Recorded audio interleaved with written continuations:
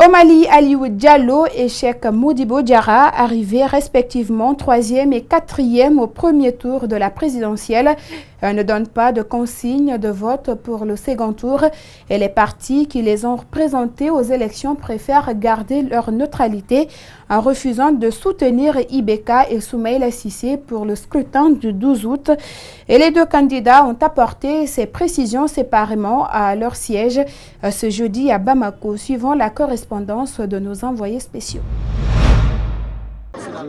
Il y a 5 mois, Aliou Diallo a été investi comme candidat de l'Alliance démocratique pour la paix, ADP Maliba. Le parti est passé d'outsider à favori pour une première participation à une élection présidentielle au Mali. Les résultats définitifs placent l'homme d'affaires 3e avec 8,0% des voix sur 24 candidats au premier tour. Ce score, selon le parti, est loin de refléter la réalité des urnes. Aliou Diallo ne veut pas cautionner la continuité du mensonge. C'est pourquoi il garde la neutralité pour ce second tour après consultation avec la base. Il ressort de l'analyse majoritaire de ce scrutin du 29 juillet que c'est le scrutin de la pire atteinte à la démocratie que nous avons connue. Chacune et chacun d'entre vous sait en toute conscience quel est son devoir républicain. C'est donc aux Maliens que je laisse le soin de s'exprimer comme il le souhaite au second tour de l'élection présidentielle. Lui aussi placé 4e sur les 24 candidats avec 7% des voix selon les résultats définitifs proclamés par la Cour constitutionnelle, Cheikh Modibo Diarra ne donne aucune consigne de vote à ses partisans. Car pour lui, aucun des deux candidats, Ibrahim Boubacar Keïta du RPM et Soumaïla Cissé de l'URD, déclarés pour ce second tour, ne peut porter l'alternance. Le jugement de la Cour est sans appel et en républicain respectueux des institutions de la République, je prends acte sans commentaire.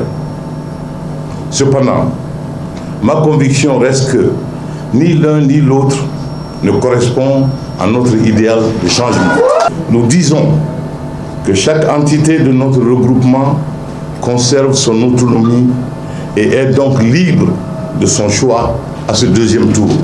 Aliou Diallo affiche de nouvelles ambitions pour son parti. Il compte se battre désormais à la transparence et à la crédibilité des futures élections dans le pays. Alors que Cheikh Modibo Diarra, lui, n'a pas donné plus de détails sur son futur politique.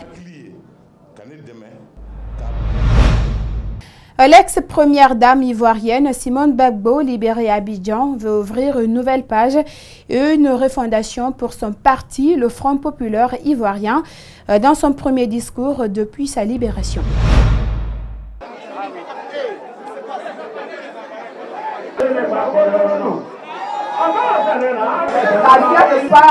Est tournée, hein?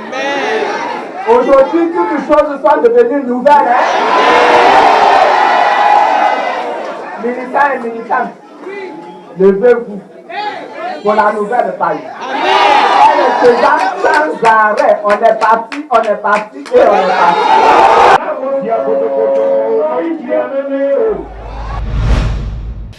Sous forme de crème, pilule ou injection, les méthodes pour s'éclaircir la peau sont multiples et sur le continent africain, le business du blanchissement de la peau est en plein essor, un marché cependant dangereux pour les consommateurs par manque de réglementation. Suivez. C'est un rituel quotidien. Depuis 7 ans, Toyin utilise cette crème éclaircissante. Un produit qui, selon elle, la protège du soleil et lui donne un teint plus clair. Mais avec le temps, sa peau commence à rougir et laisse apparaître des taches plus sombres. J'aime cette crème en particulier parce qu'elle m'empêche de me faire brûler par le soleil. Depuis que je l'utilise, les gens me font des compliments. Ma peau n'est pas trop sombre, pas trop claire. Je garde mon teint naturel. Sur le continent africain, le business des crèmes éclaircissantes est en plein boom. Hommes et femmes achètent ces cosmétiques qui blanchissent la peau en réduisant le taux de mélanine. Le prix d'un pot de crème varie de 2 à 5 € et les adeptes sont de plus en plus nombreux et de plus en plus jeunes. Des plus pauvres aux plus riches, en passant par la classe moyenne, bon nombre d'entre eux se blanchissent la peau. Dans ma dernière recherche, j'ai découvert que lorsque vous allez sur les marchés, 6 personnes sur 10 se blanchissent la peau. Le succès de ces crèmes a entraîné la création d'un vaste marché informel où la qualité et la concentration des ingrédients, comme parfois des stéroïdes, du plomb ou du mercure, ne sont pas régulés. Les effets secondaires des crèmes peuvent être désastreux et entraîner des cancers de la peau.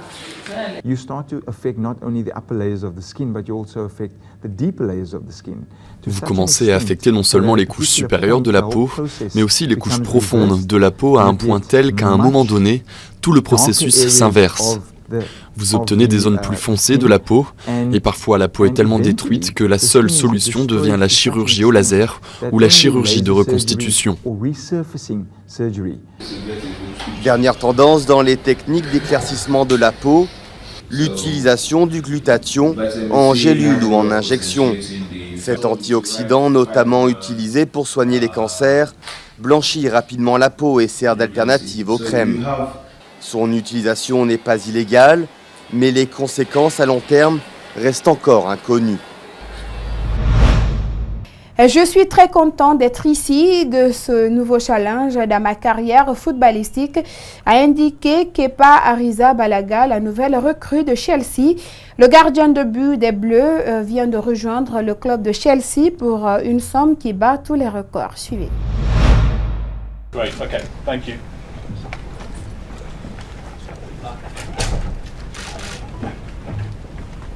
Estoy muy contento de estar aquí, de este nuevo reto en mi carrera futbolística, también en lo personal.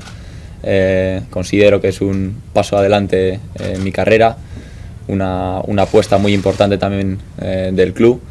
Y lo del precio es un precio solo, no tengo una responsabilidad extra ni nada parecido por el precio. Yo voy a ser el mismo que soy, voy a intentar hacerlo lo mejor posible sin mirar el precio, más allá de eso. Et voilà, c'est la fin de cette édition d'information réalisée par toute l'équipe d'Espace TV. Merci à tous de l'avoir suivi et surtout l'info continue sur notre site web à www.espacetvguinée.info et bonsoir.